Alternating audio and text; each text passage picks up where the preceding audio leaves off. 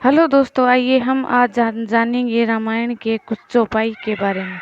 रामायण की 40 पंक्तियाँ होती है और उन्हें चौपाई कहा जाता है। प्रत्येक चौपाई 16 सर्ग में होती है और उनके 2 भाग में विभाजित किया गया है, पूर्ण भाग और उत्तम भाग। पूर्ण भाग में रामायण की प्रमुख घटनाएं और उत्तम भाग में भगवान राम के गुणों का विचार किया गया है। रामायण चौपाई में विभिन्न महत्वपूर्ण संदर्भ शामिल होते हैं जो रामायण के कथाओं और पत्रों को संदेशों को समझाते हैं, जिसमें पहला है राम की अवधारणा।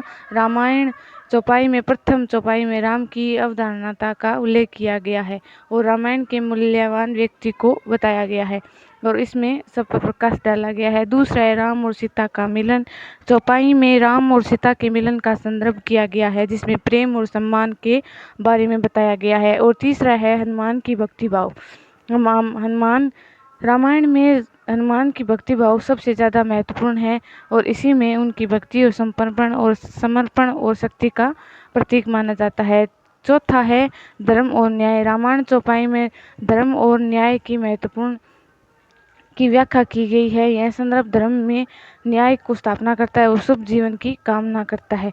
और पांचवा है रामायण की रचनात्मकता। रामायण चौपाई में माना जाता है उन्हें रामायण की रचना की ओर से एक महान काव्य की रचना की गई है। यह इस महत्वपूर्ण संदेशों को दर्शाता है। और छठा है भगवान राम के गुण। रामायण चौपाई में भगवान राम के गुणों का उपयोग किया गया है, जिनमें धर्मप्रिय, सहनशीलता, न्याय प्रत्यय, सच्चे और साधारिक गुणों को वर्णन किया गया है। सातवां है आध्यात्मिक संदेश। रामायण चौपाई में आध्यात्मिक संदेश छिपे हैं। यह सम्यक में बताया गया है कि मनुष्य का अस्तित्व अधर्म के विरोध जाने के लिए नहीं बल्कि धर्म पालन करने के लिए होता है। इनके माध्यम से आध्यात्मिक ज्ञान और सुख शांति की प्राप्ति का मार्ग जाता है।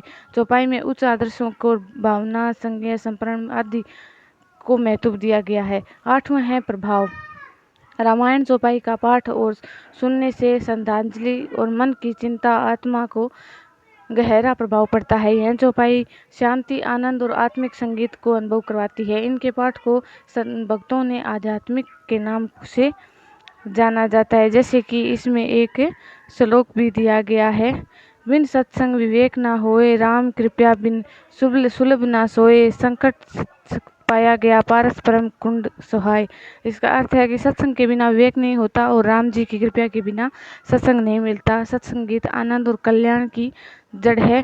दृष्टि भी सत्संगीत के पाकर सुधर जाती है, जैसे परम की पारस के स्पर्श से लोहा सुंदर सोना बन जाता है।